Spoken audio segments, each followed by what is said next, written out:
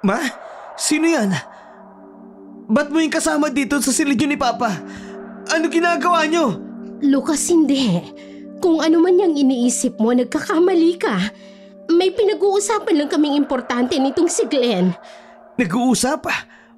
Ma, di na ako batang paslit para utuin nyo. Kitang-kita ko naghahalikan kayo. Anong ibig sabihin nun? Kabit mo ba ang lalaki yan? Isusumbong kita kay Papa! Huwag! Nakikiusap ako, Lucas. Huwag mong sasabihin ito sa kanya. At bakit hindi? Karapatan niya malaman to. Niloloko mo siya.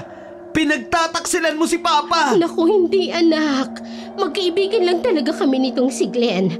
Mali ka ng mga nakita at hinala. Maniwala ka sa akin. Kaya huwag kang maingay, ha? Hindi ako bulag, Ma. Huling-huli ko kayo. Hindi na kayo naawa kay Papa. Nagpapakahirap siya dun sa ibang bansa para lamang maipantusto sa pangangailangan natin. Tapos ikaw, galit na pang igaganti niyo sa kanyang pagsasakripisyo. Mali ka nga kasi sabi ng iniisip. Hindi ko niloloko ang Papa mo. Bakit ko naman gagawin yun? Mahal na mahal ko siya. Sinungaling kayo! Sinungaling ka! Isusumbong kita! Biglang natigilan ang binatilyo sa kanyang pagsasalita nang biglang dumampi ang malakas na sampal sa kanyang pisngi. Natulala siya at hindi nakapagsalita.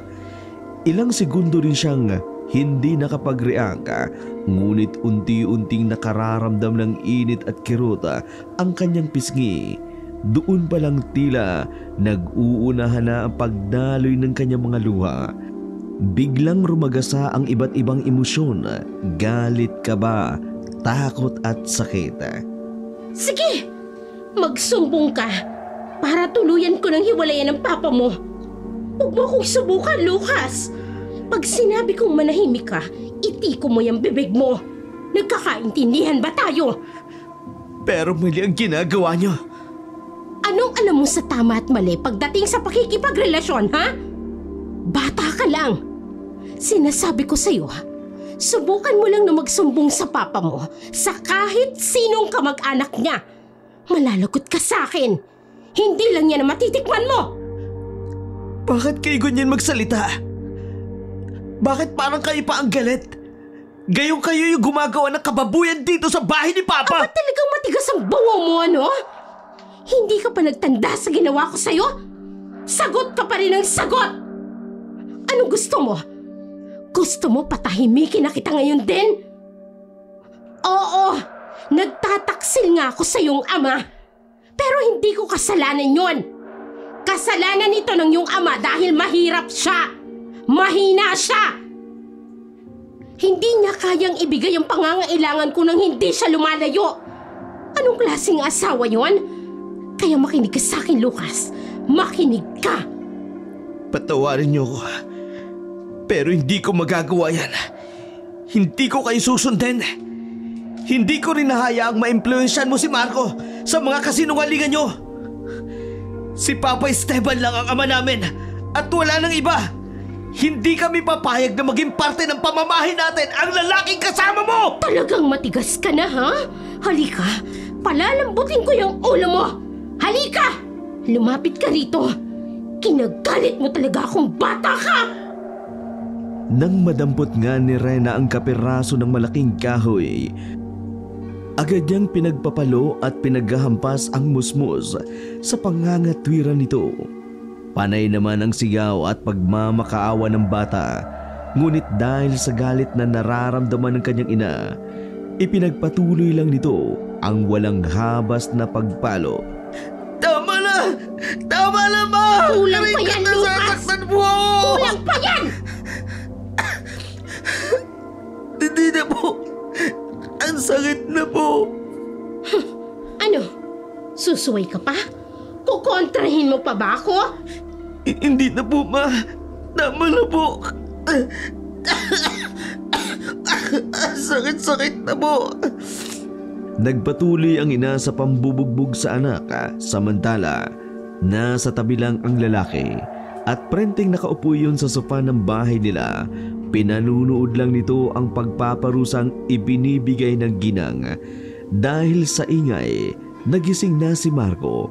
Agad itong lumabas ng silid nang marinig ang malakas na iyak at palakaw. Agad niyang nakita ang naging kalagayan ng kanyang kuya. Nag-aalalang nilapitan niya ito. Anong ginagawa niyo, ma? Bakit niyo sinasaktan si kuya? Okay lang po ba kayo? Huwag kang sasali rito, Marco. Sinasabi ko sa'yo, mainit ang ulo ko. Kaya huwag ka nang dumagdag pa. Huwag kang gagaya dyan sa kuya mo na matigas ang ulo. Ang bata-bata pa pala sagot na. Wala pa ngang alam sa buhay. Humahaba na agad yung sungay sa ulo. Kaya dapat putulin na yan habang maaga pa. Rena, tama na yan. Hayaan mo na yung mga anak mo. Baka masobrahan ka naman sa pagpaparusa sa kanila. Baka mapatay mo pa yan. Malaking problema pag nagkataon. Kahit anumang desisyon ang gawin mo, wala naman silang pakialam. Wala rin naman silang magagawa kasi nasa ibang bansa nga ang papa nila. Isa pa, sabihin mo na sa kanila yung totoo. Yung plano natin. Kayong dalawa, makinig kayong mabuti sa akin. Simula ngayon, ituturing nyo na rin parang ama itong nobyo kong si Glenn. Lahat ng mga utos niya at sasabihin, susundin ninyo. Lahat ng pagdidisiplinang gagawin niya, tatanggapin ninyo. Nagkakaintindihan ba tayo? Ano? Hindi kayo sasagot? Nagagalit ka na naman. Kumalma ka nga, Rena. Huwag kang mag-alala. Sisiguraduhin kong titino yung mga anak mo kapag ako nandito sa loob ng pamamahay nyo. Lalo ka na, Lucas. Siguro ngayon, matigas ka at palaban. Pero kapag ako ng kaharap mo, hindi magtatagal, lalambot ka rin. Maniwala ka. Walang bata ang hindi ko kayang pasunurin sa akin. Alam mo kung bakit? Lahat ng sumusuway sa akin, pinarurusahan ko. Pinatitikim ko sa kanila yung sakit na pagsisisihan nila habang buhay. Gusto mo ba yon? Siguro naman hindi, no? Kaya sana nagkakaintindihan tayong dalawa. Oh, narinig niyo ang Tito Glenn ninyo. Wala ba kayong sasabihin? Lucas, gusto mo ba ulit mabugbog? Bingi ka ba? Magsalita ka! Sumugot ka! Opo, masusunod po. Wala na ngang nagawa si Lucas, pati ang kapatid nitong si Marco, kundi ang sumunod na lang sa kagustuhan ng kanilang inang Serena. Sa bagong nobyo nitong si Glenn, pilit naman nilang sumagot at lumaban, ngunit wala naman silang magawa dahil bukod sa bata pa sila, nasa malayo rin ang kanilang ama na si Esteban. 2 taon na kasi ang nakararaan nang magpasya ang lalaki na magtungo at magsakripisyo sa ibang bansa para sa magandang kinabukasan ng kanilang pamilya. Isa itong factory worker sa South Korea. Madalang lang makontak dahil mahigpit ang pinapasukan nitong kumpanya. Hindi naman nadidelay ang pagpapadala nito. At buwan-buwan din may pasalubong na balikbayan bags para sa asawa at 2 mga anak. Maayos naman ang kanilang pamilya noon dahil sa pagkasabik sa tawag ng laman o pakikipagtalik. Ilang buwan nang nagluluko at nakikipagkita si Rena kay Glenn. Halos gabi-gabi itong nawawala at tumutungo sa bahay ng lalaki upang makipagsiping at mapunan ang kakulangan ng kanyang pagkababae. Dahil nga nasa malayo ang asawa nitong si Esteban, rason niya walang mali sa ginagawa niya dahil bilang babae, naghahanap lang naman daw siya ng sapat na kaligayahan. Isa pa, iniisip niyang bata pa man daw ang 2 nilang anak. Si Lucas ay nasa 15 anyos pa lang. Si Marcos naman 13 taong gulang pa lang. Kaya naman para din sa kanya, hindi magsusumbong ang mga ito hanggang sa dinala niya na nga ang bagong nobyo sa kanilang bahay. Tulog noon ang bunso niyang anak na nasa eskwelahan naman ang kanyang panganay. Gusto niyang may mangyari uli sa kanila, ngunit sa hindi inaasahan, Maagang umuwi si Lucas at nahuli sila ng mga sandaling yun. Dala ng galit dahil sa sinagot-sagot siya ng anak. Nabugbog niya iyon at ibinunyag na rin ang katotohanan. Samantala, sa paglipas ng mga oras, nananatili ang magkapatid sa loob ng kanilang silid.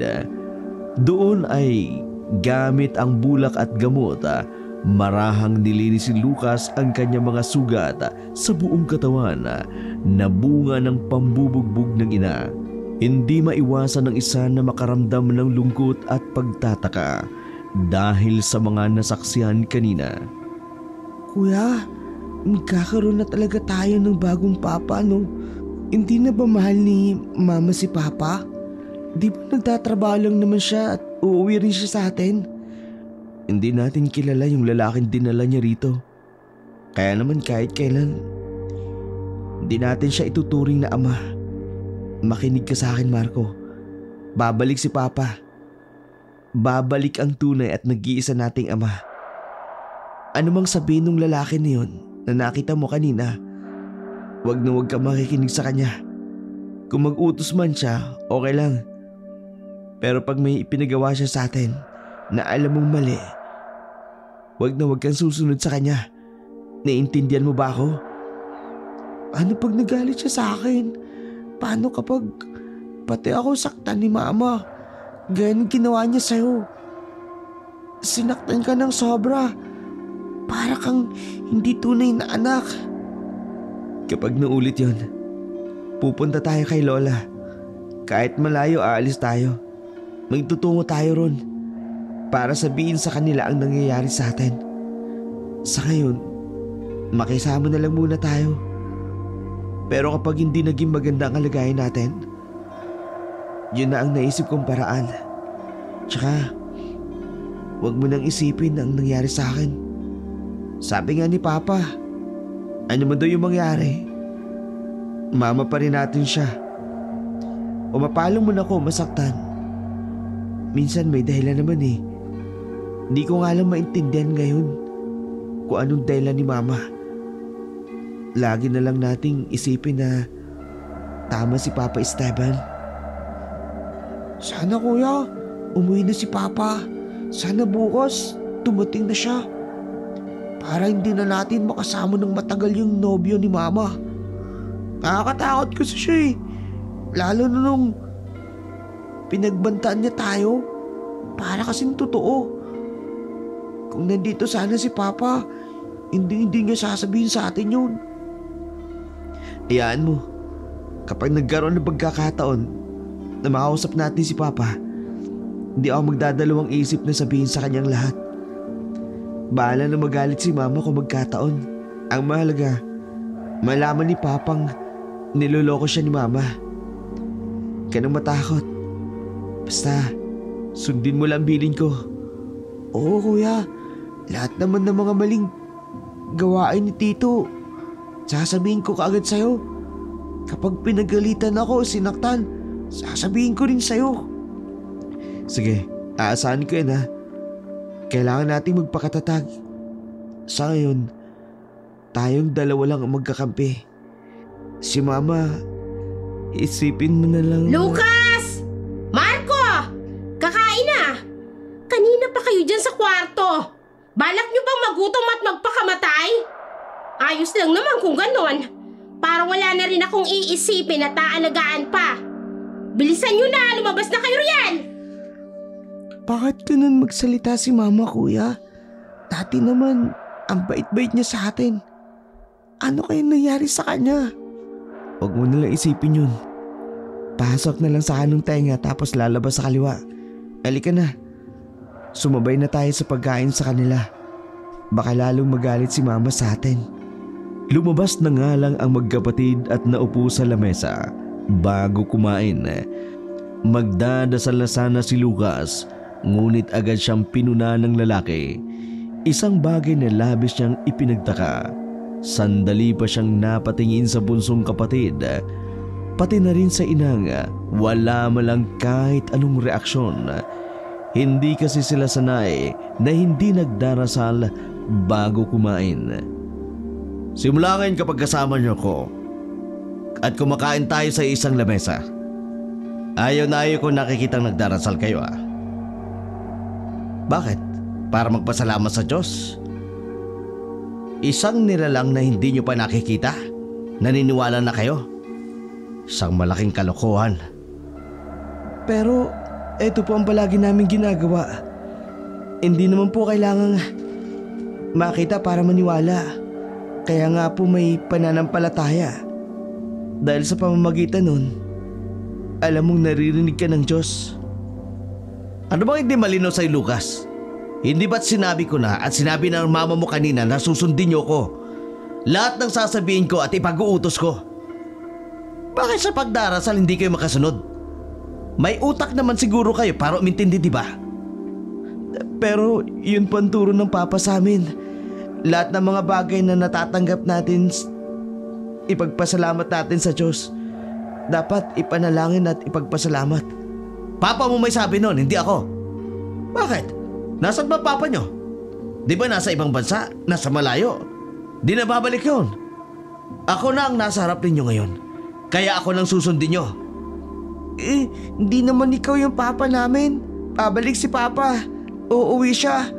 Susunduin kami at kukunin niya kami. Dahil masama ugali mo. Anong sinabi mo? Ulitin mo nga yung sinabi mo. Bisit kang bata ka, sasagot-sagot ka pa? Sige, tingnan natin kung ubra sa akin yung tapang mo. Sa gagawin ko sa'yo, humanda ka. Huwag mo sasaktan ng kapatid ko. Huwag! Sa pagtayungan ng lalaki, mabilis itong hinugot ang suot-suot itong sinturon. Matapos noon, malakas itong hinampas ang bunsong si Marco. Ngunit bago matamaan, agad niya iyong sinangga ni Lucas. Kaya siya ang sunod-sunod na nahampas.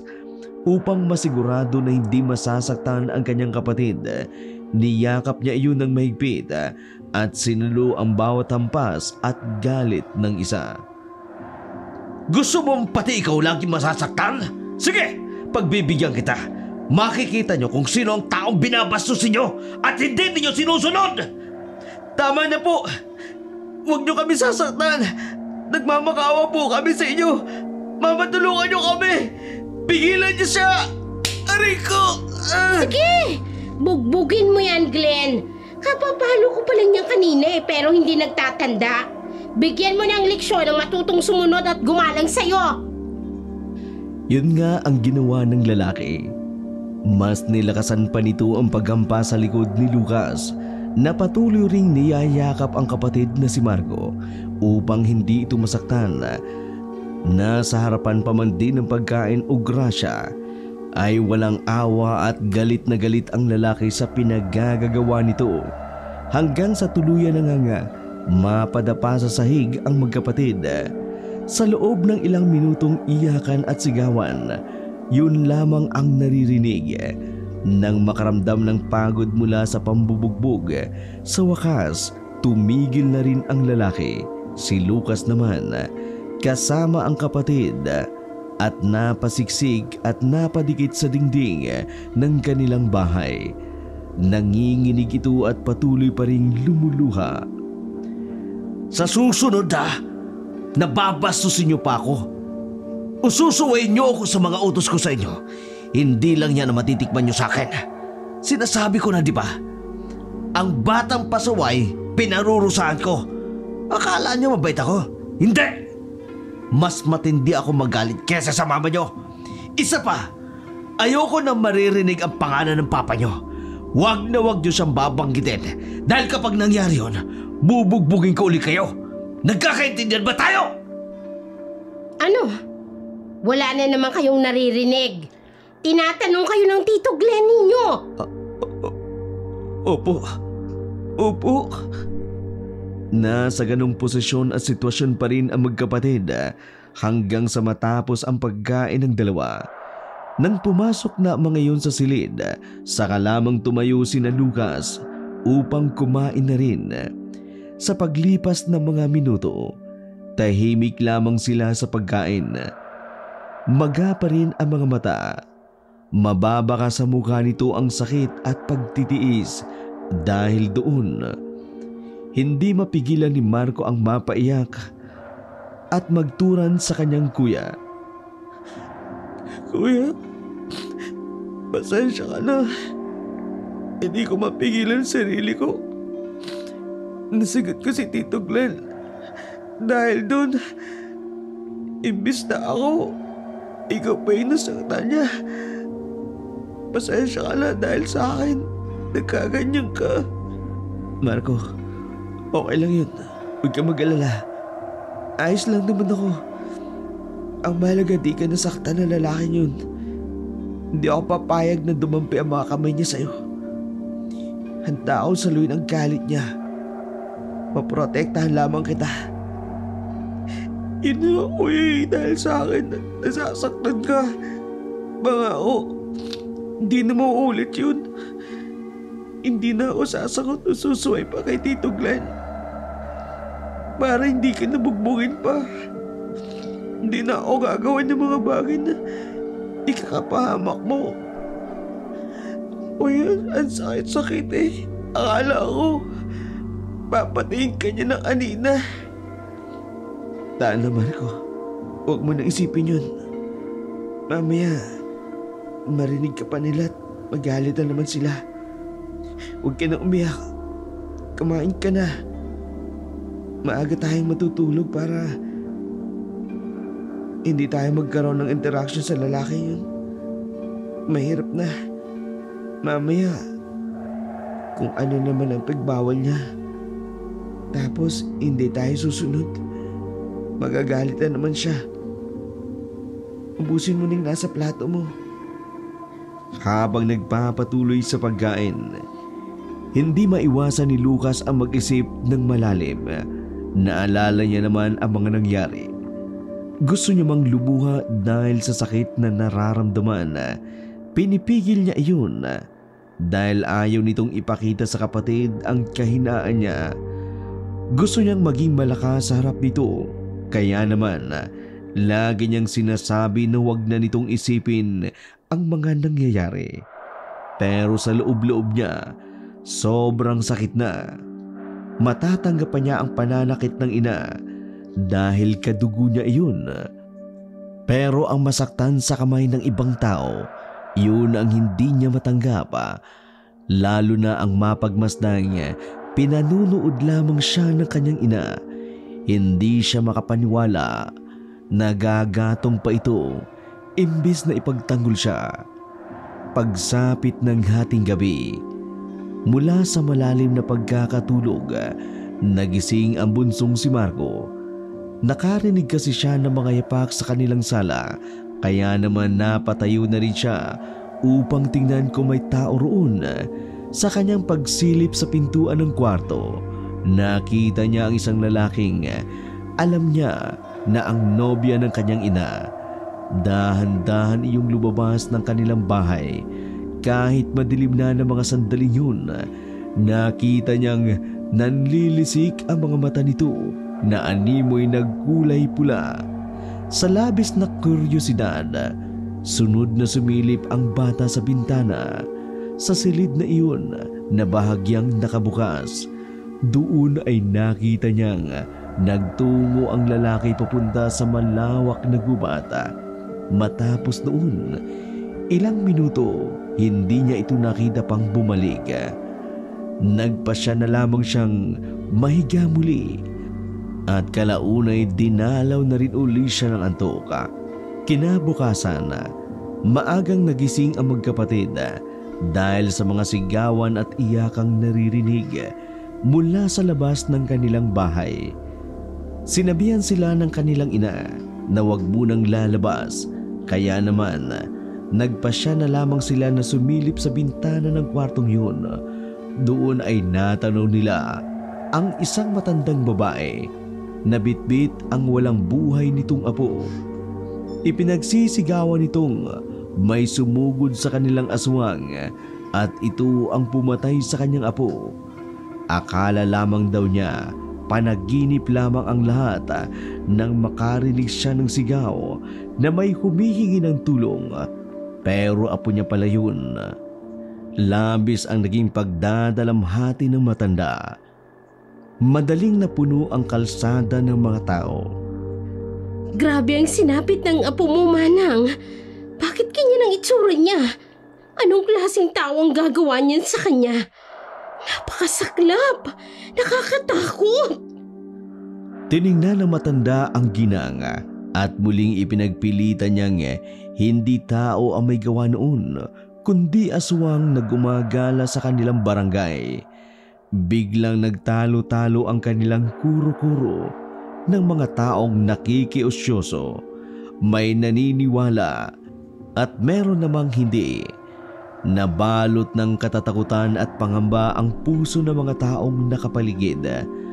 Nagkatinginan din ang magkakapatid na sina Lucas at Marco dahil sa unang pagkakataon din yun nila narinig na may aswang sa kanilang lugar.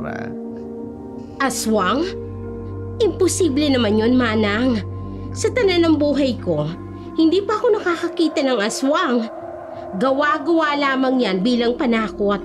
Huwag po kayo basta-basta magbibitiw o magpapakalat ng maling impormasyon na pwedeng magdulot ng hindi maganda sa ating lugar. Nagkaroon ng isang mabigat na pakiramdam ang matanda nang marinig ang sinabi ng ginang.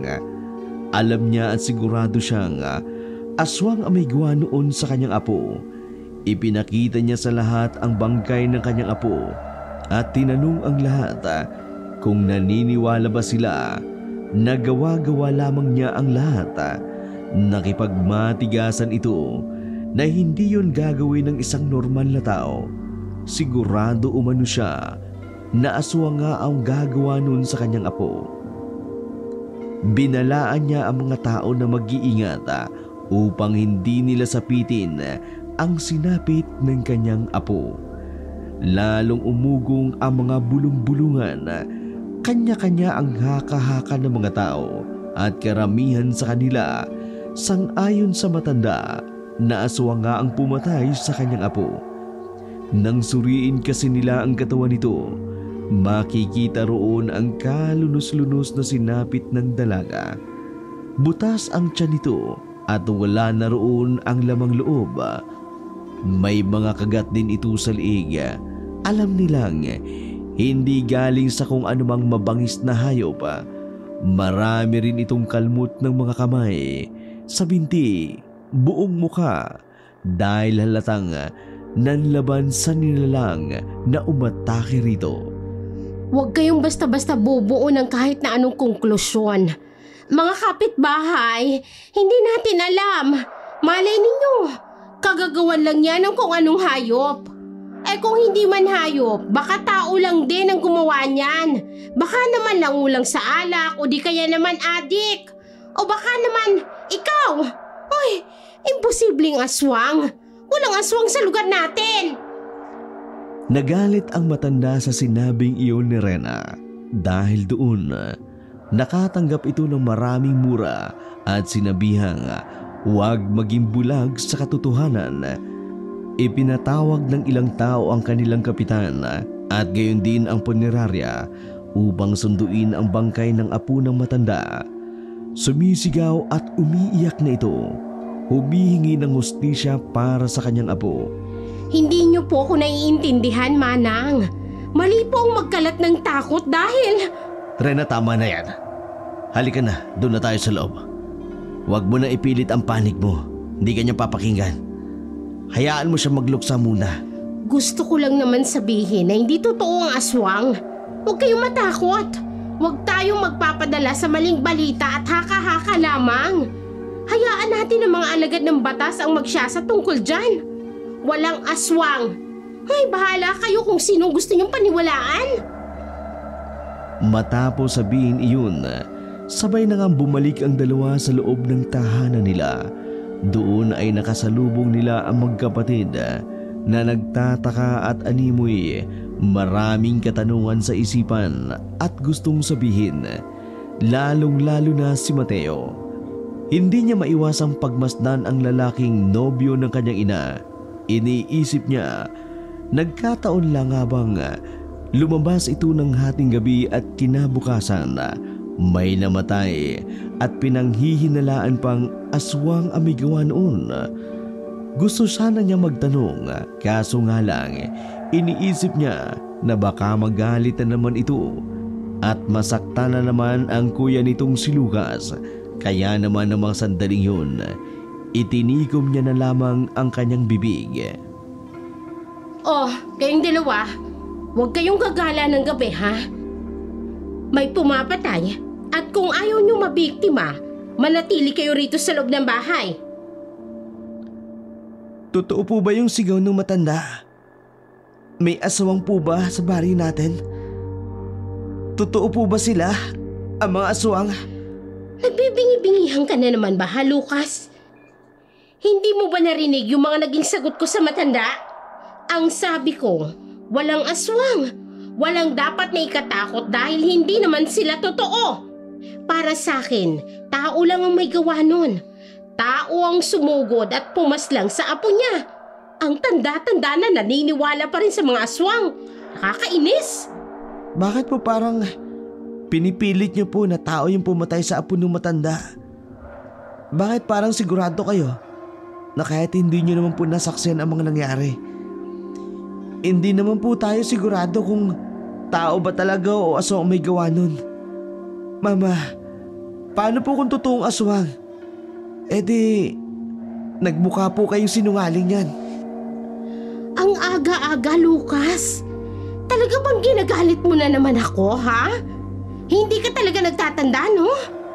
Gusto mo ba ulit makatikim ng bugbog, ha? Isa pang pamemeloso po, makakatikim ka uli sa akin. Nagsasabi lang naman po ako ng totoo, ma. Sa akin lang po. Kuya, wag ka na sumagot. Hayaan mo nila si mama. Anong iisipin niya? Baka saktan ka na naman niya. Mabuti pa, isipin na lang natin na namamalikmata lang tayo. Manahimik na lang tayo, kuya. Kaysa kumontra pa tayo, pakiusap. Hayaan na lang natin siya. Buti pa ang kapatid mo, Lucas. Mas bata pa. Mas maliit pa sa'yo pero mas nakakaintindi.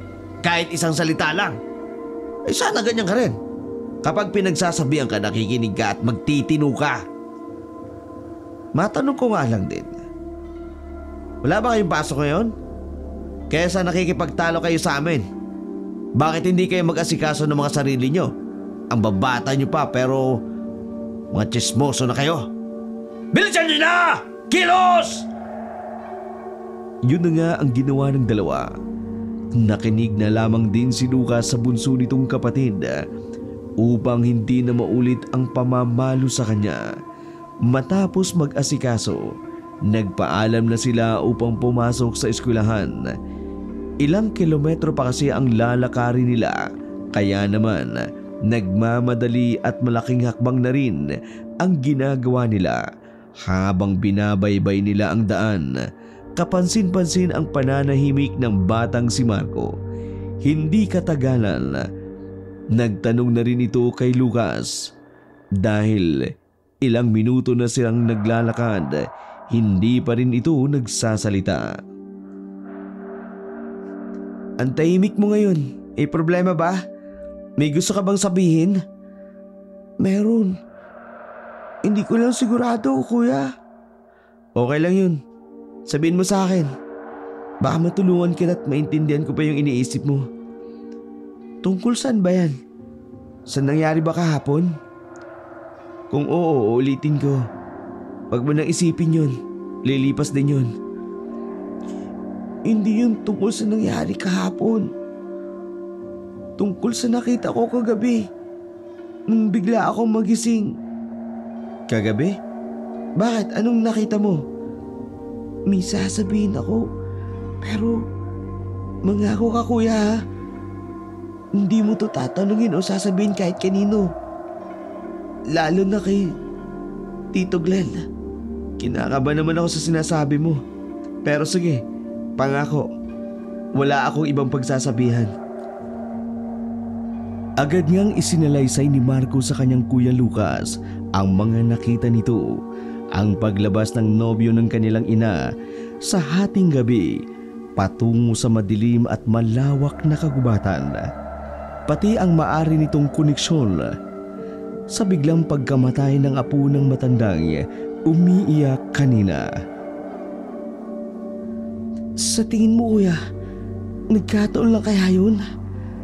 Para kasi may mali eh. Hindi na ako sigurado pero kung ano o alin. Kung akong tatanungin, maaari nagkataon lang yun. Maaari ding hindi.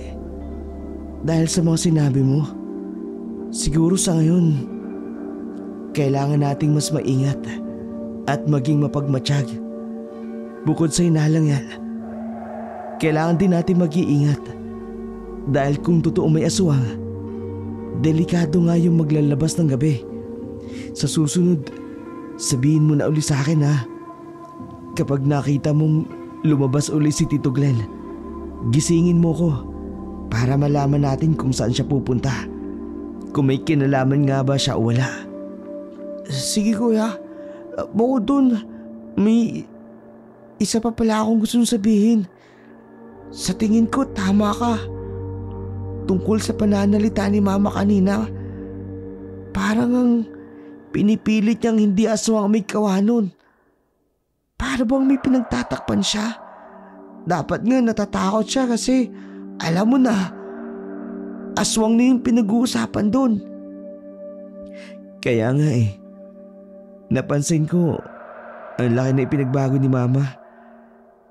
Parang di na siya yung dating mama natin na mapagmahal, mapag-alaga. Saan niya ba kasi napulot yung lalaki na yun?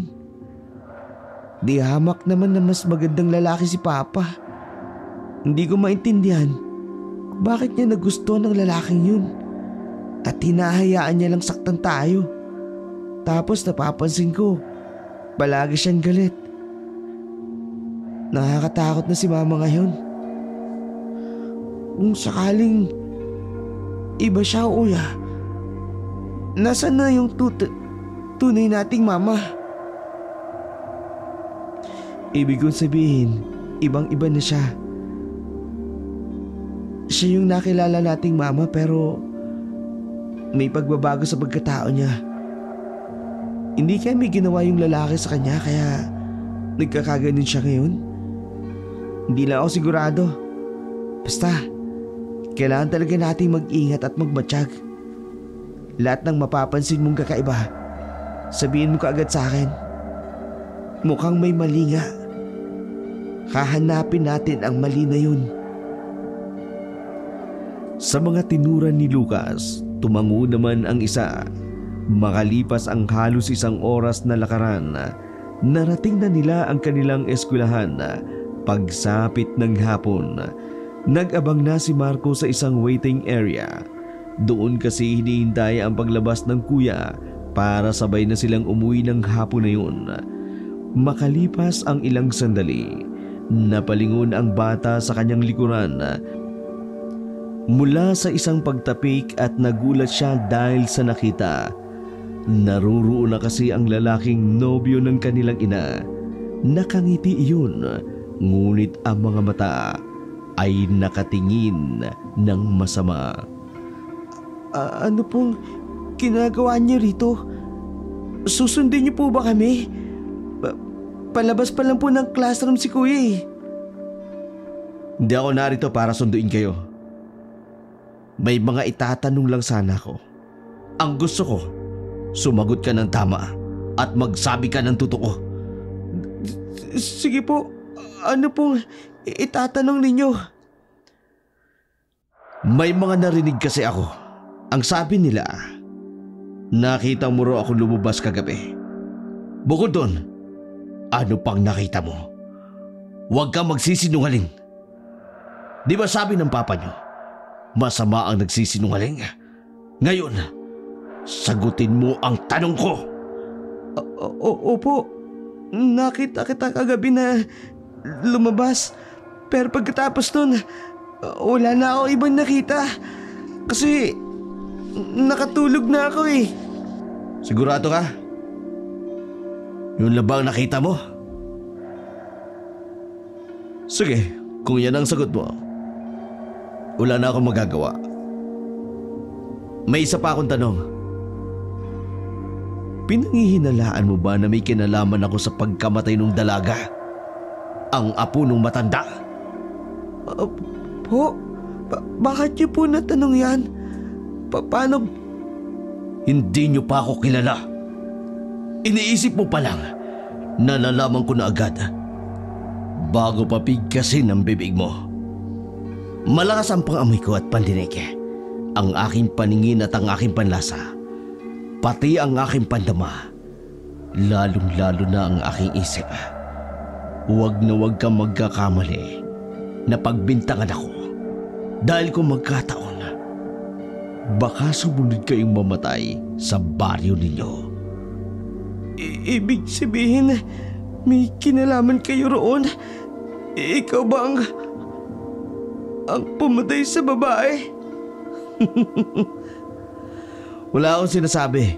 Uulitin ko. Kapag napagbintangan ako na may masamang mangyayari, kaya kung ako sa'yo, mabuti pang itika mo yung bibig mo.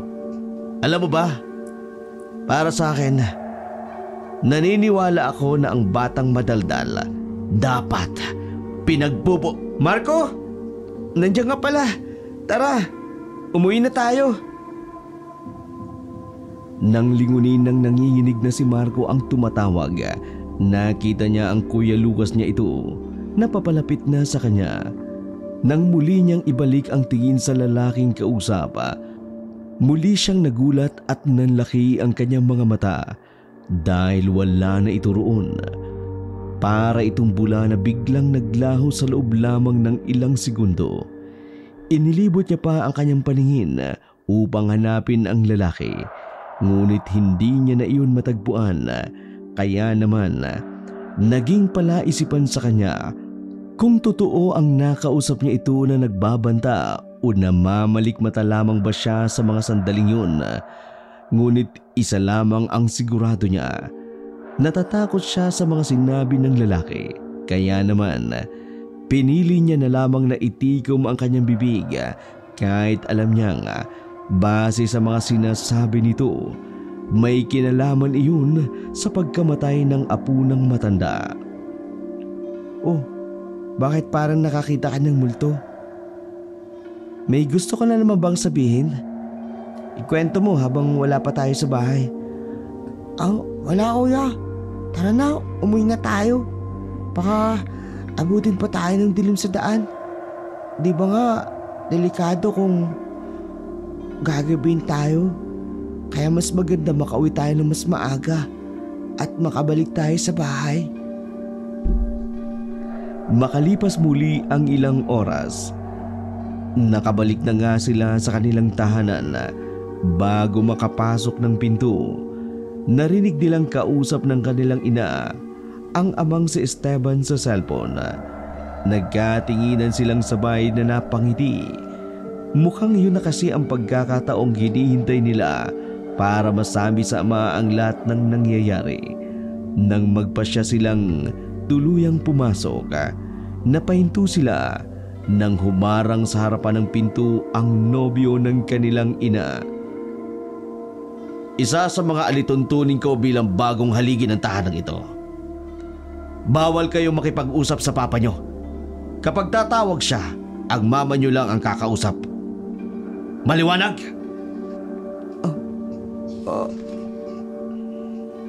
Bakit nyo naman kami pagbabawalan? Papa namin siya. Karapatan naming makausap siya. Karapatan naming mangumusta siya. Para malaman niya ang alin? Lucas, ang tungkol sa relasyon namin ng mama nyo?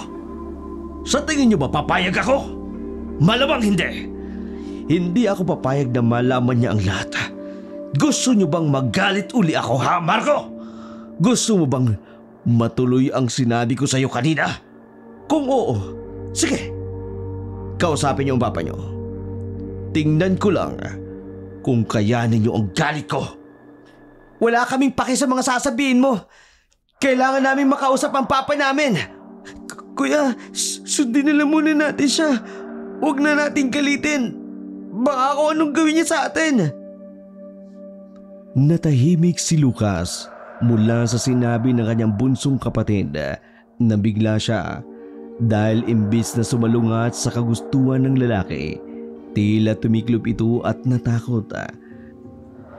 Dahil sa makailang beses na pakiusap ng isa, nagpasya na lamang siyang tumahimik at makinig sa usapan ng kanilang ina at ng amang nasa kabilang linya. Kumusta nga pala mga bata? Nandyan ba sila ngayon? Gusto ko sana sila makausap at makumusta man lang. Sina Lucas at Marco? Naku, wala pa sila eh. Nasa eskwelahan pa ang mga anak mo. Mukhang mamaya pang dating nilang dalawa. Teka, malapit nang gumabi ha. Hindi ba dapat susunduin mo na sila? Malayong eskwelahan na pinapasukan nila. Bakit? Nasa bahay ka pa? Juan, pinasundo ko na sila sa lola na rasing nila mahal. Siyempre, papayag ba ako na mapahamak silang dalawa? Huwag kang mag-alala. Lagi namang maayos ang kalagayan nila dito. Lahat ng mga gusto nila at pangangailangan na ibibigay ko naman sa tamang oras. Matanong ko nga pala mahal, kailan ka ulit magpapadala? Bukas ng gabi magpapadala ako. Bayaran mo lahat ng pagkakautang natin ha. Bilhin mo mga kailangan dyan sa bahay. Isama mo na rin mga anak mo sa bayan. Pilan mo na mga gusto nilang laruan, sapatos, damit at kung ano-ano pa man. Ay, sige. Ako nang bahala sa lahat, mahal. Itatanong ko rin, matagal ka pa ba bago makauwi ng Pinas? Namimiss no kasi kita eh. Namimiss ko na rin ang mga anak mo. Gusto ko lang malaman kung may eksaktong araw, buwan o taon na bang pag-uwi mo. Matatagalan bago ako makauwi. Base sa kontrata ko baka sa susunod na taon pa. Sa susunod na taon ka pa makakauwi? Matagal pa pala. Nang marinig ni Lucas ang tinura ng ina, hindi na siya nakapagpigil, lalo na nang malamang matagal pa bago makauwi ang amang si Esteban. Hindi niya na matiis pa ang ganung katagal na panahon na makitang nagluluko at nagtataksil ang kanilang mama gamit ang malakas na boses. Ilang kataga pa ang binitiwan niya. Papa, umuwi ka na! May bagong nobyo na si Mama! Ngunit bago yun marinig ng amang nasa kabilang linya, naibaba na at napatay na ng ginang ang tawag. Walang hiya ka, Lucas! Hindi mo talaga mapigilan yung bibig mo? At talagang ipapahamak at ibubuking mo pa ako sa papa mo? Tingnan ko lang kung hindi ka magtanda. Sige, lumabas kayong dalawa dyan at tikman ninyong dalawang parusa ko sa katigasan ng mga ulo ninyo! Nang makalabas na sa sala, nanginginig at nagyakapan na lamang ang magkapatid. Halos manlaki ang mga mata nila nang makitang parehas na lumapit ang kanilang mama at ang nobyo nito.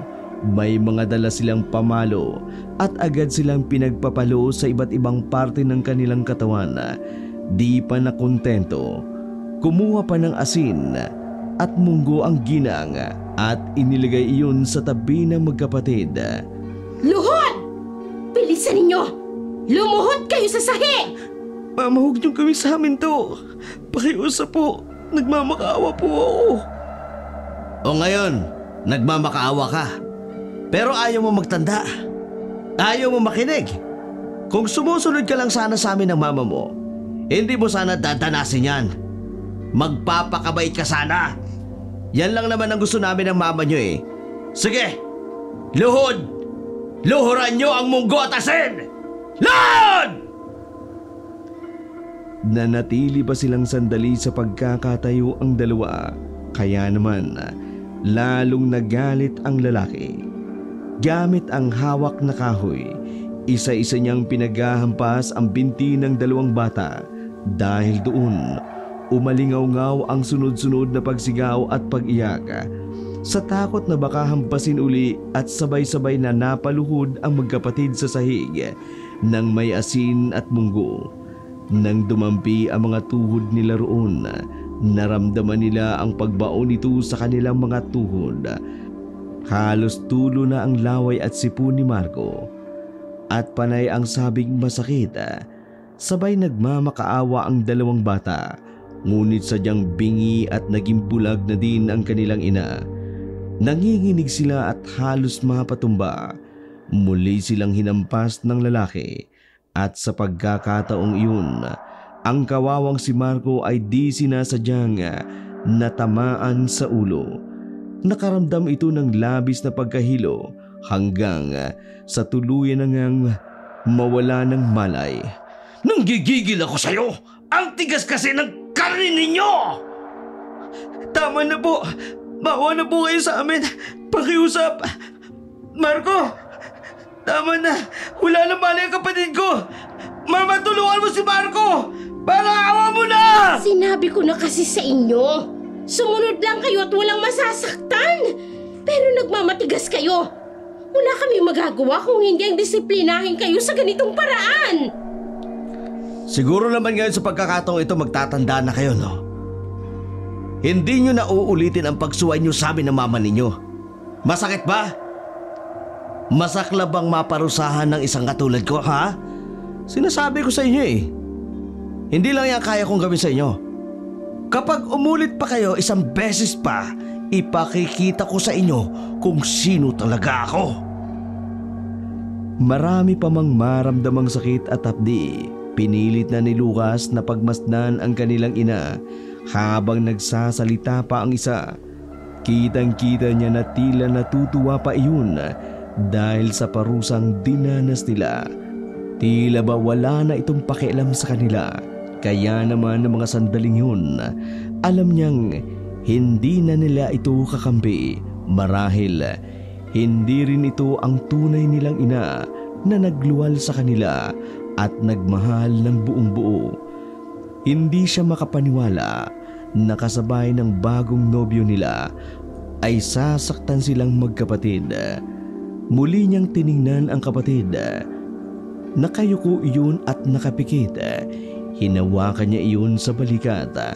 Ngunit laking gulat niya nang bigla na lamang matumba ito. Wala pa rin itong malay. Pinagmasdan niya iyon ng matagal at nakaramdam siya ng kaba dahil hindi na iyon gumagalaw. Marco? Marco, tumingin ka sa akin. Marco, naririnig mo ba ako? Marco, kapatid ko! Upang masigurado ang kalagayan nito, nanginginig na itinaas ni Lucas ang isang kamay at tinapik ito.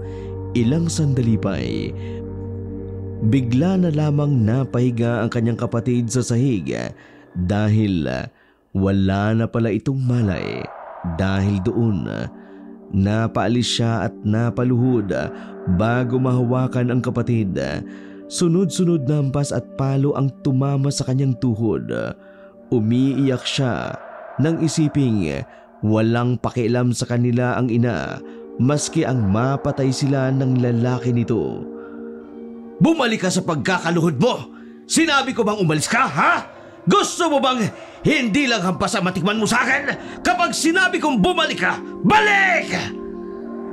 Muling naulit ang paghampas, ngunit hindi na yon inalintana pa ni Lucas dahil nasa kapatid niyang bunso ang atensyon.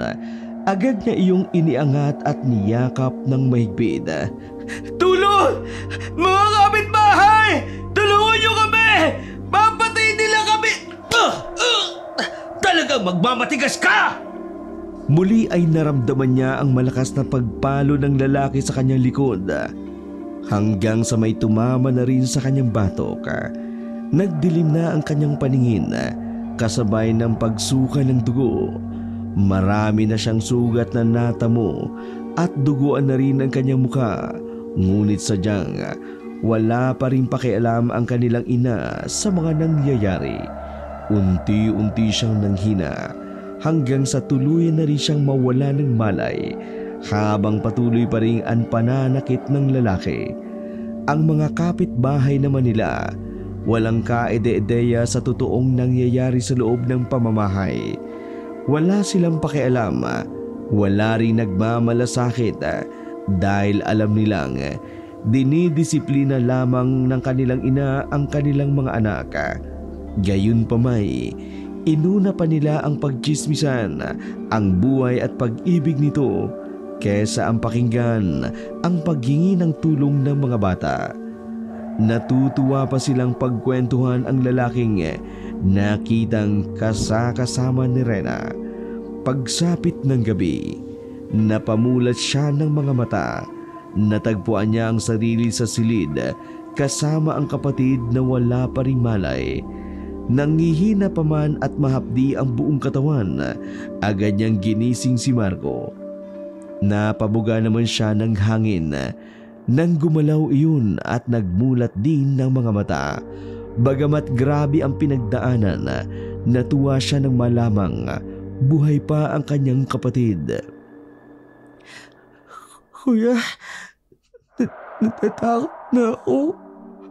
Ayoko na, kuya. Si Mama, natatakot na ako sa kanya. At dun sa lalaki, ang sakit-sakit din ng katawan ko. Huwag ka na matakot. Nandito lang ako. Pasensya na kung hindi na kita naprotektahan kanina. Huwag kang mag-alala. Hindi na mauulit yon. Halika, bumangon ka dyan. Kaya mo bang tumayo? Aalis tayo. Tatakas tayo. Pupunta tayo kina Lola Nursing. At hindi na tayo babalik dito. Baka malaman nila, kuya. Baka bumahuli tayo. Kuya, ayoko na mabugbog uli. Ayoko na mapurusahan kasi ang sakit-sakit na eh. Kaya nga, para hindi na mangyari yun, aalis tayo. Halika na. Sumama ka na sa akin sa paglabas at huwag kang gagawa ng kahit anong ingay. Sinunod nga iyon ni Marco. Marahan nilang binuksan ang pinto ng kanilang silid. Matapos gumawa sila ng mahinang hakbang palabas ng kwarto na yun. Nang tuluyan ng makalabas, mabilis na hinawakan ni Lucas ang kanang kamay ng kapatid. Sabay nilang binaybay ang lubak-lubak na daan patungo sa bahay ng kanilang lola. Maliwanag ang buwan ng mga sandaling yun, kaya kahit paano, wala mang dalang flashlight, ay natatanaw nila ang kanilang dinadaanan. Dahil gabi na rin, naramdaman na rin nila ang malamig na simoy ng hangin na bahagyang nagpapatayo ng kanilang mga balahibo. Bukod doon, paminsan-minsan silang napapatingin sa gilid dahil biglang may mga kaluskus o kaya naman mga tunog ng iba't ibang hayop o insekto. Ilang sandali,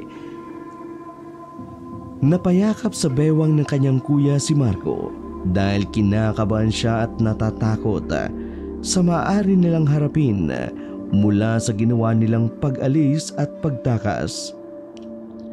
Kuya, sana makarating kagad tayo kina Lola. Sana hindi napansin ni Tito Glenn ang paglabas natin ng bahay. Sana hindi niya tumalaman. Shh! Huwag ka na maingay. Baka marinig nila tayo. Huwag ka mag-alala. Mukhang hindi naman nila tayo napansin. Isa pa, malayo na rin ang nilalakad natin. Kaya sigurado ako, hindi niya tayo masusundan pa. Kung sakasakali mang magising sila ni Mama, huwag ka matakot. Nandito lang ako sa tabi mo. Ayoko matakot, kuya, pero may dahilan eh. Hindi natin lubos kilala yung nobyo ni Mama. Hindi talaga natin alam kung ano ang kaya niya gawin. Nakita ko na. Naranasan na natin kanina ang sama na ugali niya. May masihigit pa ba doon? Kung paano niya tayo saktan at parusahan? Sa tingin ko, yun talagang kaya niyang gawin sa atin. Hindi, kuya. Hindi pa yun ang kaya niyang gawin. Naalala mo ba yung nagkwento ko sa'yo? Nung nakita ko siyang lumabas ng ating gabi, tapos kinabukasan may namatay. Kuya, may kinalaman siya sa mga nangyari. Paano mo nasabi? Di ba nga sabi mo, maaring nagkataon lang yun? Maaring oo, maaring hindi. Marco, may hindi pa ba ako alam? May gusto ka pa bang sabihin sa akin? Oo, lumabas na po ang sarili. Bibig niya, kuya. Nung minsan niya akong kausapin sa labas na paaralan natin. Hindi ko naikwenta yun sa'yo kasi natatakot ako sa maring kayo sa atin eh. Lalong-lalo na sa'yo. Habang nagpapatuloy sa paglalakad, isinalaysay na nga ng batang si Marco ang naging pag-uusap nila nung Tito Glenn nila. Nang marinig ang buong istorya, napahinto si Lucas at nakaramdam ng kaba. Diyos ko po, hindi ko siya kaya kung aswang nga siya. Kung siya nga yung aswang na pumatay dun sa apo ng matanda, dapat sinabi mo sa akin. Hindi ka sana nag-blame sa akin. Ba't di mo kaagad sinabi sa akin na may napansin kang kakaiba sa kanya? Kaya nga eh. Kaya pala, ayaw niyo makarinig ng dasal. Sanang dumating yan dito ngayon. Ito lang yung unang pangyayari na may mga nabalita ang aswang dito sa baryo natin.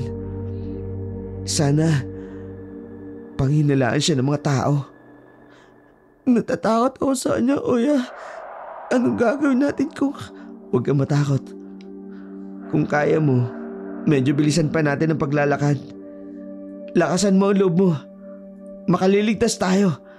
Pag uwi natin kina Lola, tatawagan ka agad natin si Tatay.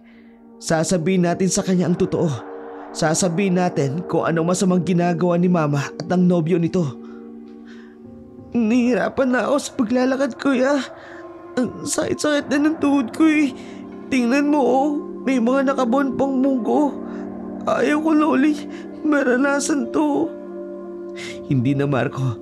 Hindi na natin dadanasin yan kapag nakalabas tayo. Maniwala ka sa akin.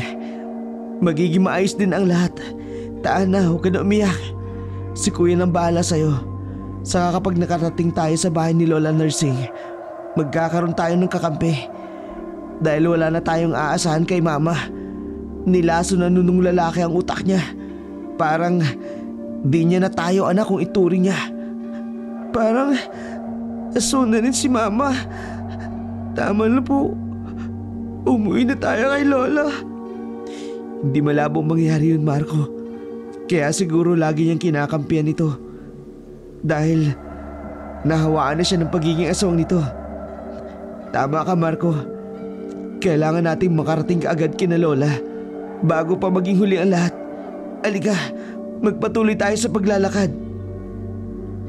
Nagpatuloy nga sila sa paglalakad. Nadagdaga naman ng takot ang nararamdaman nila.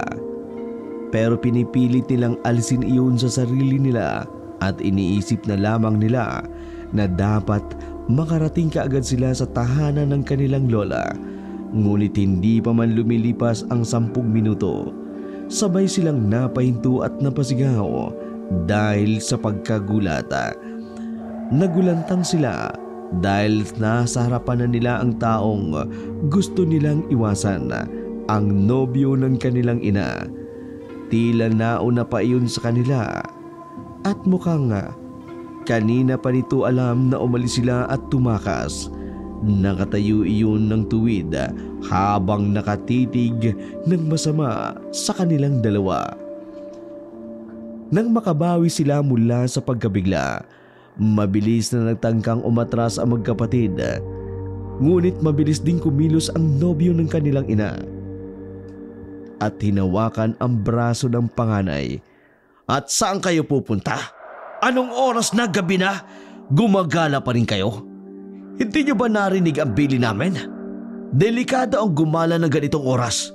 Dahil alam niyo na may kumakalat na balita tungkol sa mga aswang. Paano kayo nakarating kaagad dito? Paano niyo kami nasundan ng ganon? Ang bilis! Hindi pa yan ang kaya kong gawin, Lucas. Bitiwan mo ko! Wala kang karapatang hawakan ako! Alam niyo ba kung anong gulong ginawa ninyo? kung anong problemang idinulot ninyo sa nanay nyo. Pinilit ni Lucas na makawala sa pagkakahawak nito. Sa kabila ng takot, naglakas loob pa rin ang bunso na humakbang papalapit. Bitiwan mo kuya ko! Hayaan nyo na kaming umalis! Huwag mo na kami pigilan! Nanginginig man ang boses ay puno ng determinasyon na sinambit ni Marco sa lalaki. Nagpatuloy ang pag-uusap ng ilang minuto habang pilit na sinisikap ng magkapatid na kumawala sa pagkakahawak ng lalaki. Sa isang iglap, nagkaroon ng pagkakataon ang bunso.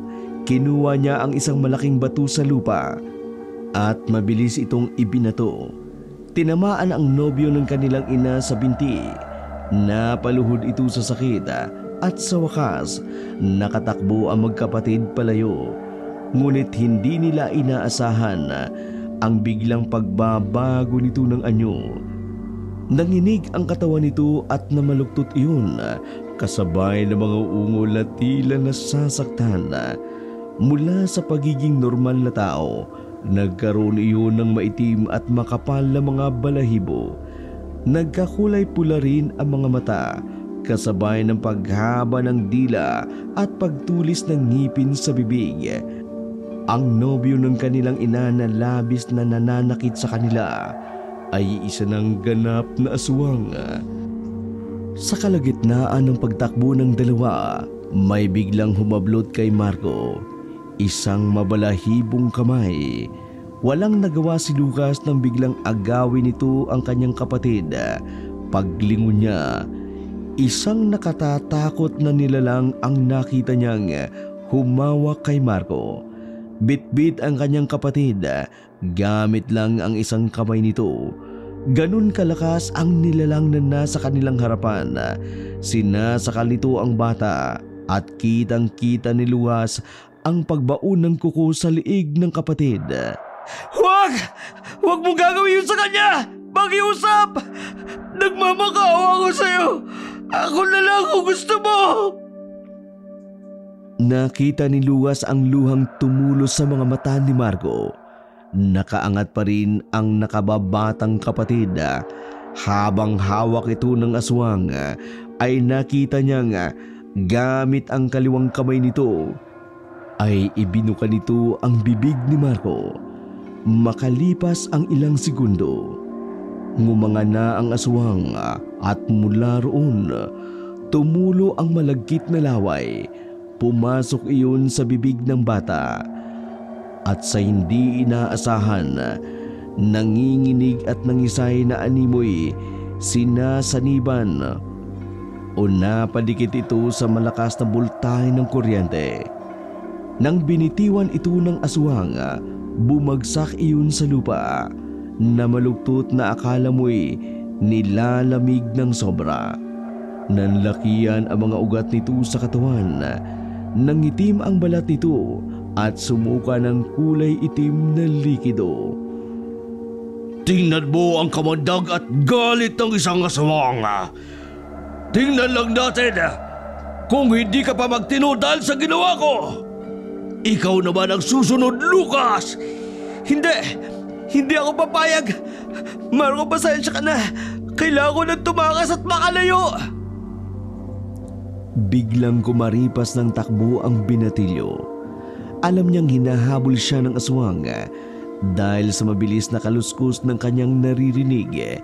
Hindi niya man alam kung nasa kanan o nasa kaliwa, sa likuran o sa harapan. Ang mahalaga sa kanya ng mga sandaling yun ay makatakas hanggang sa marating niya na ang isang baryo. Kung hindi siya nagkakamali, ito ang lugar ng kanyang Lola Narsing. Napangiti siya at nagmamadaling hinanap ang bahay ng matanda. Nang matagpuan, malakas ang pagkatok na ginawa niya habang patuloy na nagmamasid sa kapaligiran. Kung nasundan ba siya ng aswang, ngunit naging tahimik na ang paligid. Mukhang hinayaan na siya ng aswang. Lola! Buksan niyo po ang pinto! Tulungan niyo ako! Tulungan niyo kami, Lola! Bumukas nga ang pinto at naroon sa harap ang lolang si Narsing. Takot naman na pumasok si Lucas at mabilis na isinara ang pinto. Hindi siya nakapaglabas kaagad ng tinig at niyakap na lamang na mahigpit ang kanyang lola. Ilang sandali pa'y bumuhos na ang butin ng luha sa kanyang mga mata. Nanginginig siya at halos mautal habang ikinukwento sa matanda ang pinagdaanan nila. Lola, tulungan niyo po kami. Si Marco po. Si Marco. Ay, anong nangyari? Bakit takot na takot ka? Ating gabi na. Anong ginagawa mo sa labas? Bakit ba bigla kang nagpunta rito? Sunod-sunod ang tanong ng matanda dahil na rin sa pagkabigla. Lola, may aswang na sumugod sa amin. Tulungan niyo po si Marco. Naiwan ko po siya doon. Naiwan ko po siya sa aswang at... Aswang? Ay, bakit naman magkakaroon ng aswang sa baryo ninyo? Ay, teka, lasing ka ba? Ay, baka naman gumagamit ka ng ipinagbabawal na gamot. Hindi po, Lola. Parang awan niyo po. Makinig po kayo sa akin. Yung nobyo po ni Mama aswang. Papatayin nila kami. Nobyo? May kinakalentaring ibang nanay mo? Abay, walang hiya talagang babaeng yun. Sinasabi ko na nga ba, hindi yun makakatiis na di gumawa ng hindi maganda. Abay, halipar talaga. Nakakatakot po siya, Lola. Kailangan po natin balikan si Marco. Baka po may ginawa sa kanya yung aswang ng nobyo ng Mama. Baka po pinatay na siya. Pasensya ka na po, pero wala na tayong magagawa sa kapatid mo. Sa mga oras na ito, hindi tayo pwedeng magpadalos-dalos. Ay, sandali at may kukunin lang ako. Umalis ang matanda at pumasok sa kanyang silid. Pagbalik nito, may bitbit na itong isang kahon. Ayon dito, gamit iyon noong mga panahon nung nanggagamot pa siya nung kabataan niya. Merong mga lumang botelya at may langis, mga tuyong halaman at dahon, punyal at isang kwintas na maraming bato. Ano po ang mga bagay niyan, Lola? Noong kasing edad pa lamang ako ng ama mo, isa ako sa mga itinuturing na bantog na albularyo sa probinsya natin. Hindi lang dahil sa magaling ako, kundi ako lamang ang nag-iisang babaeng albularyo noon. Karamihan kasi at kadalasan, lalaki lamang ang may karapatan sa ganitong gawain. Noong kumalat ang aswang sa baryo namin, inalam kong tungkol sa gawaing ito. Inalam ko ang mga bagay na panlaban sa kanila. Pinagbabawalan man ako ng mga magulang ko noon. Hindi ko sila sinunod dahil alam kong nasa kapahamakan ng buhay ng nakararami. Alam po ba ni Papa ito? Na isa kayong magaling na albularyo? Hindi. Walang alamang ama mo. Dahil mula nang isilang ko siya, tumigil na rin ako sa ganitong gawain. Mahabang kasaysayan kung ikukwento ko. Pero isa ako sa umubos ng lahing aswang sa lugar natin. Akala ko hindi na sila babalik. Mukhang nagkamali ako. Ilang dekada na ang naging kapayapaan. Pero nang malaman at marinig ko ang kwento mo, mukhang babalik na muli ang madugong digmaan na nangyari noon. Sana nga lang ay nag-iisa lang ang aswang na yon. Wala na kasi akong ibang narinig bukod sa kanya. Kahit naman po sa amin, Lola, wala po ako narinig tungkol sa mga aswang. Pero nung dumating siya, unang gabi pa lang po sa bahay, may namatay na pong bata sa baryo. Natakot po ako baka kung ano mangyari sa kapatid ko. Baka gawin niya rin ang ginawa niya doon sa bata. Apo, gustuhin ko man na tulungan ng kapatid mo. Hindi ko na kaya. Masyado na akong matanda para makipaglaban. Hindi ko na kaya. Kawawa naman ng apo ko. Wala talagang kwenta ang inyong ina. Imbis na siyang magprotekta sa inyo, siya pang nagdala ng salot.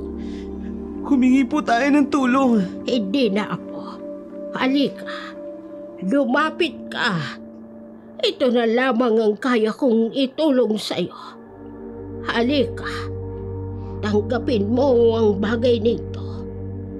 Masyado na akong matanda para sa gawaing ito. Kaya ikaw naman ang aasahan kong tatapos sa buhay ng aswang na yun. Bakit po ako, Lola? Wala po akong alam sa ganyang bagay. Hindi ko po alam kung ano gagawin ko. Hindi ko po alam kung paano gagamitin ang mga yan para patayin ang nobyong aswang ni Mama. Hindi mo kailangang malaman na po. Ang kailangan ay maramdaman mo ang kakayahan at kapangyarihan ng bagay nito. Naniniwala akong may dahilan kung bakit hindi ko ibinaon sa nakaraan ang mga kagamitan ko. Dahil sa'yo, apo. Dahil mukhang ipagpapatuloy mong misyon na akala ko'y natapos na noon. Halika, huwag kang matakot. Kunin mo ang bagay nito. Ito lang ang paraan para mailigtas mo si Marco at mabawi ang ina mo sa kamay ng isang aswang. Sinunod nga ito ni Lucas. Una niyang dinampot ang kwintas na may maliit na bato sa dulo. Nang isuot niya iyon, tila may mahihinang bultay ng kuryente ang dumaloy mula rito patungo sa kanyang katawan. May kakaiba siyang naramdaman, para bang lumakas ang loob niya at nagkaroon siya ng kakayahang hindi niya maipaliwanag ng mga sandaling yun. Iba't ibang mutya ang nakakabit sa kwintas na yan, apo. Mga bagay na nakukuha lamang kapag dumaan ka sa kakaibang pagsubok. Pumili rin ng mga mutya ng taong bibigyan nila ng kakayahan. Mukhang tama ang iniisip ko. Isa ka sa karapat-dapat na mapili at may karapatan sa mga bagay na yan. Ito naman ang punyal na minana ko sa pinakamahusay na antingero sa samahan namin noon. Gawa ito sa tinunaw na metal na matatagpuan lamang sa pugad ng mga aswang. Kinakatakutan nila ito dahil kaya nitong mapaslang ang isang aswang kahit masugatan mo lang. Pag-ingatan mo at huwag hayaang mapa sa kamay nila upang magwagi ka sa laban. Kakaiba ang punyal na to, Lola. Gaya nga ng kwintas na suot ko. May kakaiba rito. Hindi ko maipaliwanag pero may malakas na enerhiyang nagagaling dito. Salamat po.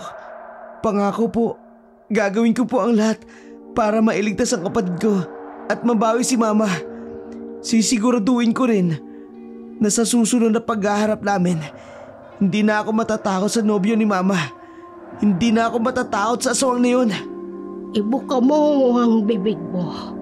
Meron pa akong ipapasa sa iyo. Hinawakan ng matanda ang baba ng kanyang apo. May lumabas sa puting mutya mula sa bibig ng matanda. Isinalin iyon sa bibig ni Lucas. Nakaramdam siya ng paghihina matapos tanggapin ang bagay na yun. Inalalayan siya ng matanda at nang mahiga siya sa silid. Ilang minuto pa lamang siyang nakahiga. May naramdaman siyang kakaiba. Napatitig siya sa punyal na hawak, pati ang kwintas na suot-suot niya. Kakaiba ito. Tila ba binago ng mga bagay na yun ang pagkatao niya. Nagkaroon siya ng tapang na hindi niya pa nararamdaman sa tanang buhay niya. Nagulantang din siya nang mapansing Wala na siyang mga pasa at sugat sa katawan. Hinimas rin ang ulo niya. Wala roon ang sugat na dulot ng tubong bakal na iniyampa sa kanilang magkapatid. Nang mga sandaling yun, napagtanto niyang hindi lamang kakaibang kakayahan ang kayang ibigay ng mga daladala niyang bagay, kundi kaya rin itong pagalingin ng mabilis ang mga natamong sugat sa katawan. Namamanghaman, hindi niya maiwasang maisip ang kalagayan ng kanyang kapatid. Hindi siya mapakali, hindi siya makatulog dahil sa labis na pag-aalala. Kung hindi siya nagkakamali, madaling araw na ng mga sandaling yun, kaya naman hindi na siya nakapaghintay pa na makaalis upang gawin ang mga plano at misyon. Nang hindi matiis, bumangon siya at lumabas ng silid na yun. Nadatnan niya ang lula nursing niya na nagkakapi sa kusina, kaya naman hindi na siya nag-atubili pang sabihin ang nais niyang gawin. Lola, pasensya na po. Hindi na ako makapaghihintay. Pakiramdam ko, tuwing lilipas ang bawat minuto, lalong lumalala ang kalagayan ng kapatid kong si Marco. Gusto ko pong magpaalam. Aalis na po ako. Ngayon din po, papaslangin ko ang aswang na yun. Mukhang natuklasan na ng katawan mong kakayahan ng kwintas at ng punyal. Huwag kang mag-alala. Hindi kita pipigilan. Umalis ka na at gawin mo ang nararapat. Pero may isa lang akong habilin, Apo. Sana, kapag natapos na ang misyon mo, ipagpatuloy mo at gamitin upang makatulong din sa mas maraming tao. Maaasahan ko ba yun? Opo, Lola. Pangako po. Gagamitin ko ang mga bagay na to para sa kabutihan. Mauna na po ako. Salamat, Apo. Paalam. Tumango si Lucas. Tumango ang batang kanina lamang ay takot na takot. Ngunit ngayon ay nakikitaan ng kakaibang lakas at tapang. Una niyang pinuntahan ang lugar kung saan niya huling nakita ang kapatid, pati na ang aswang na si Glenn. Nang makarating doon, wala na siyang ibang nadatnan, kaya naman nagpasa siyang bumalik sa kanilang bahay. Pagdating doon, napansin niyang tahimik ang paligid. Nang makarating sa harap ng kanilang bahay, bahagyang nakabukas ang pinto. Hinawakan niya ng mahigpit ang punyal at marahang pinasok ang loob ng bahay. Nang makapasok, wala ring sino man ang nasa sala. Papasok na sana siya ng kanilang silid upang tingnan kung naroon si Marco. Ngunit napahinto siya nang may malagkit na likidong tumulo mula sa kesame ng kanilang bahay. Dahan-dahan siyang tumingala at doon nakita niyang nakatuwad ang aswang habang tila nakadikit ang mga paa at kamay sa kesame. Tumalon iyon, kaya naman isang mabilis sa pag-iwas ang kanyang ginawa. Ang bilis mong makailag. Paano mong nagawa yun? Wala. Kinakailangan lang kitang isahan dahil hindi ako papayag na masaktan mo pa ako muli. Matapang ka na, bata. Anong nangyari? At bakit pakiramdam ko ay parang may nagbago sa'yo? Kanina lang ay takot na takot ka sa akin. Tapos ngayon, ang sama ng tingin mo. Anong meron, Lucas? Bago ko sagutin ang tanong mo, ilabas mo muna ang kapatid ko. Nasaan si Marco? Ilabas mo siya! Tanga ka ba? Hindi mo ba nakita yung nangyari kanina? Sa palagay mo ba ay mabubuhay pa siya na ganong kalagayan? Walang kayang makaligtas mula sa makamandag na laway ng aswang. Hindi! Pinatay mo ang kapatid ko! Kung sabihin ko oo, may magagawa ka ba? Walang hiya ka! Magbabayad kang hayop ka! Gamit ang kakaibang bilis at liksi, agad na sinugod ni Lucas ang natatawa pang aswang. Hindi nito inaasahan ang kakayahan ng bata, Kaya naman, hindi kaagad siya nakaiwas sa galit nito. Bumaon ang punyal sa tiyan, dahilan upang magsuka iyon ng kulay itim na dugo o likido. O, paano nga? Anong meron sa iyong bata ka? Bakit hindi ko napansin ang pagsugod mo sa akin? Bakit parang katulad ka na ng mga nakalaban kong ang kanoon? Sino ka?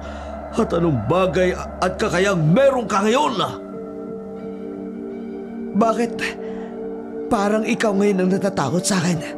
Kanina lang, napakatapang mo. Napakalakas ng loob mo na saktan kami magkapatid. Pinarusaan mo pa kami. Binugbog mo kami at biniktima. Ngayon, ako naman magpaparusa sa kasalanan ginawa mo sa pamilya ko. Hindi ako papayag. Rena! Lumabas ka! Bigyan mo ng leksyon ang anak mong si Lucas! Muli sanang susugod si Lucas sa lalaking aswang, ngunit napahinto siya dahil mula sa isang silid lumabas ang kanyang ina. Bit-bit ang kapatid nitong si Marco. Gaya kanina, nangingitim iyon at halos maglabasan na sa balat ang naglalaki ang mga ugat. Nanghihina at nanghihingalo na rin ito. Kuya, tulungan mo ako. Hindi ko na kaya, kuya. Nahihirapan na ako. Ma, hindi mo ba nakikita ang kalagayan niya? Hindi mo ba nakikita ang sinapit ng anak mo sa kamay ng lalaki niyan? Bulag ka ba? Aswang ang nobyo mo. Aswang si Tito Glenn. Kaya sana... Alam kong aswang ang mahal ko. Matagal na, Lucas. Matagal ko nang alam ang tungkol sa kanya. Kaya nga mas lalo ko siyang minahal dahil makapangyarihan siya. Marami siyang kayang gawin na wala ang ama mong si Esteban. Pera lang ang kayang ibigay ng papa mo. Pero si Glenn, kaya niyang ibigay ang mundong hindi kayang maabot ng mga normal na tao. Nababaliw na kayo, ma. Hindi mo alam yung sinasabi niyo. Hindi ikaw si Mama. Gumising ka sa katotohanan. Hindi ka totoong mahal ng lalaking to na aswang. Ginagamit ka lang niya dahil nasa ilalim ka ng kanyang anumang kapangyarihang meron siya. Ma, makinig ka sa akin. Habang hindi pa huli ang lahat, hiwalayin mo ng lalaki niyan. Bumalik ka na sa totoong pamilya mo. Manahimik ka! Isang malakas na pagsugod ang ginawa ng aswang. Mabilis naman ang pagkilos ang ginawa ni Lucas gamit ang punyal. Sinalubong niya ang aswang. Sa muli, bumaon sa katawan nito ang patalim, hindi sa tiyan, kundi direkta yung bumaon sa kaliwang dibdib ng aswang na lalaki. Sandali pa itong napasigaw. Muling sumuka ng kulay itim na dugo. Sinasabi ko sa'yo, ako ang magpaparusa sa'yo! Sunod-sunod ngang pinagsasaksak ni Lucas ang dibdib nito hanggang sa tuluyan na iyong malagutan ng hininga. Maya-maya pa bumalik na ang katawan nito na wala ng buhay. Ang ginang naman, bigla na lamang nagsisisigaw at malakas na inihagis si Marco. Tumalsik iyon sa dingding ng kanilang bahay. Sa gulat at kaba, mabilis nitong nilapitan ni Lucas at sinuri ang kalagayan nito. Napabuntong hininga siya dahil buhay pa naman ang kanyang kapatid. Sunod niyang ibinaling ang tingin sa nagsisisigaw at nagwawalang ina. Gaya nga ng nangyari sa lalaki kanina, unti-unti itong nanginginig at namamaluktot dahil nagbago ito ng anyo. Mula sa pagiging normal na tao, naging isa itong ganap na aswang. Dahil doon, napalunok ng laway si Lucas at nakaramdam ng kakaibang kaba at takot para sa kanyang ina. Hindi. Bakit tuloy kang naawa sa kanya? Bakit naging isa kang aswang, Mama? Hindi kita kayang saktan. Hindi ko kayang patayin ang sarili kong ina. Magbabayad ka sa ginawa mo kay Glenn! Papatayin kita, Lucas! Mabilis na sumugod ang ginang na ngayon na isa ng aswang niya. Si Lucas naman, sa takot na madaplisan ang ina, pag-iwas na lamang ang ginawa niya. Sa bawat hanggang pagpatay sa kanya ng isa, pinipilit niya na lamang na iwasan iyon para silang naglalaro o sumasayaw dahil sa pagsugod at pag-iwas na nagaganap. Pasensya na kung kailangan ko tong gawin, Ma. Nang makakuha ng buwelo, isang malakas na suntok sa mukha ng kanyang ina ang kanyang pinakawalan. Bata man ay tila malakas siya sa isang binata dahil mabilis na nawala ng malay ang ginang nang masiguradong hindi na iyon gumagalaw. Muling binalikan ni Lucas ang kapatid na si Marco. Kuya, salamat. Dahil binalikan mo ako. Salamat sa lahat. Lalong-lalo na ng pagtatanggol mo sa akin. Salamat dahil sinamahan mo ako hanggang sa huli. Kuya, paalam. Hindi! Marco! Marco, lumabang ka! Hindi! Marco! Marco, kapatid ko! Marco, pakiusap, huwag mo kong iiwan! Hindi! Hindi! Napahagulhol na nga si Lucas, lalo na nang tuluyang malagutan ng hininga ang kanyang bunsong kapatid na si Marco. Niyakap niya iyon ng mahigpit. Patuloy rin siya sa pag-iyak hanggang sa sumikat ang haring araw. Hindi kaagad napansin ni Lucas na tumama pala ang ulo ng kanyang ina sa semento. Nabasag ang bungo nito. Umagos ang sariwang dugo nito. Ma! Ma! Hindi! Ma, huwag niyo ko iwan! Huwag niyo sa gumising kayo! Ma! Tulong! Tulungan niyo ako! Nagmamakawa ko sa inyo! Tulungan niyo ako! Ma! Tuluyan ang nanginig ang ginang na animoy nangingisay at ilang sandali pa, gaya ni Marco, nalagutan na rin ito ng hininga. Nang araw na yun, dalawang mahalagang tao ang nawala sa kanya. Kaya naman, sa paglipas ng mga oras, walang tigil ang pag-iyak ang nagawa niya. Kahit kailan, hindi niya na maibabalik pa ang buhay ng mga ito. At ang pinakamasaklap pa ng mga sandaling yun, patay na rin pala ang kanyang lola Narsing. Tila ba tuluyan na itong namaalam dahil naipasa na sa kanya ang misyon ng pagiging albularyo. Pagsapit ng hapon, labis na awa ang naramdaman ng mga tao ng mga kapitbahay nila dahil 3 libingan ang nasa harapan ng bata. 3 puntod ang sabay-sabay nilang pinagluluksaan. Samantala, sinunog naman ang katawan ng aswang na si Glenn na minsan ang nanakit at bumiktima sa magkapatid na pamilya nito. Sa paglipas ng mga araw, umuwi ngang malungkot ang lumuluhang amang si Esteban dahil halos lahat ng mahalagang tao sa kanya ay nawala. Iisa lamang ang natira sa kanya, si Lucas. Ilang araw ng tulala dahil hindi pa rin makapaniwala sa mga nangyari. Hindi nakulong ang binatilyo dahil pinagtatakpan ng mga tao ang kanyang nagawang pagpatay sa aswang.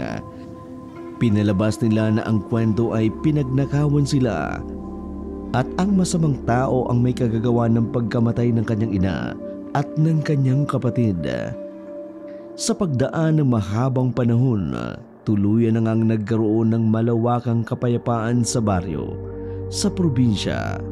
Samantala, ipinagpatuloy ni Lucas ang sinimulang tungkulin gaya ng kanyang pangako. Tumutulong siya sa mga taong nangangailangan. Naging sikat din itong albularyo tulad ng kanyang Lola Narsing.